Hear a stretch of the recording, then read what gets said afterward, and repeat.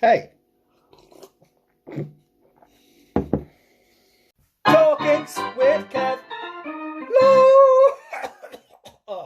In times like that of a pandemic, reports of the unavailability of everyday and essential products can be very worrying and stressful for people. It has been described in the following way. Imagine you've just entered a very long, dark tunnel. You can't see how long it is. Very frightening.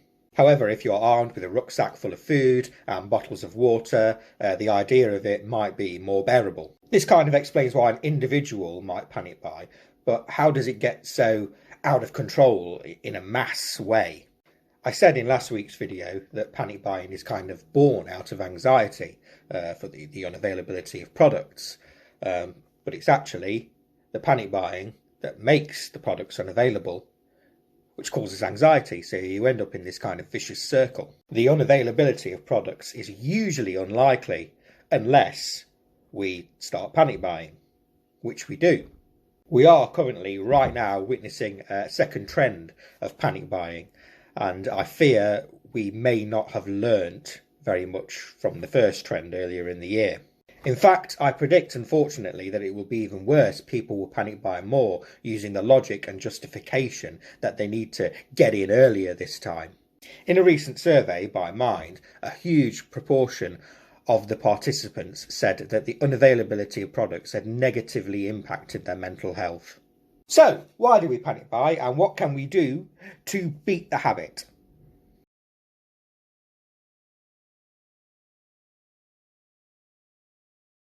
Firstly, there's the idea of the big dark tunnel, which I just mentioned. In a situation where a person feels unusually out of control of their life, buying and having things in their house is the one thing that they still feel they have control over. Herd mentality by both trend and necessity. When panic buying really takes hold, there comes a point where you're going to almost have to join in, you're compelled to, in order to survive.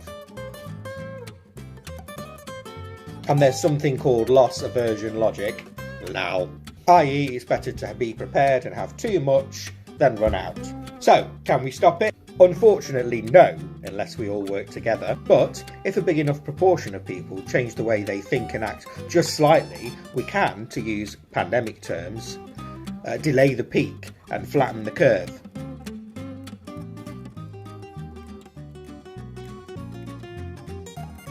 So you could sort of panic buy, but not quite as much. Limit panic buying. So for example, buy a bigger toilet roll pack than you normally would, but still just one, or just one more of the product than you normally would, rather than filling the trolley.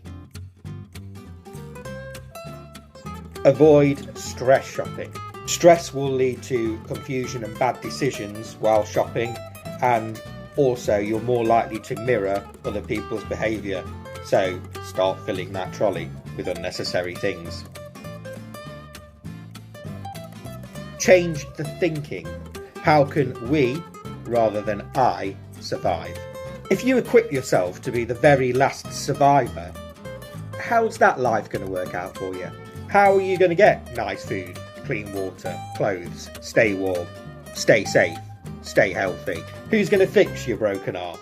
How are you going to travel if you need to? Yeah, you might still have your car, but who's providing you with the petrol? Literally, just if not even everyone, but a lot of people just slightly change their thinking and behaviour on this matter, we'd be in a lot better place. Finally, I'll just read you something from the Mental Health Foundation.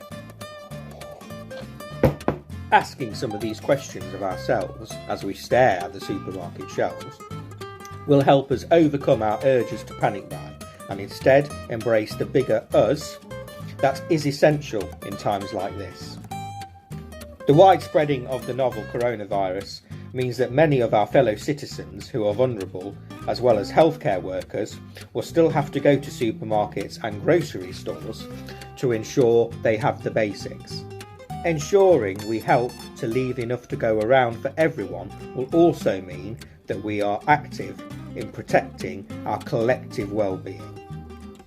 I hope everyone's alright. If you're not alright, that's okay too. Give yourself some time, and when you're ready, try again. See you next time. And finally, just try not to panic buy. See you later. Let's come back for the rest.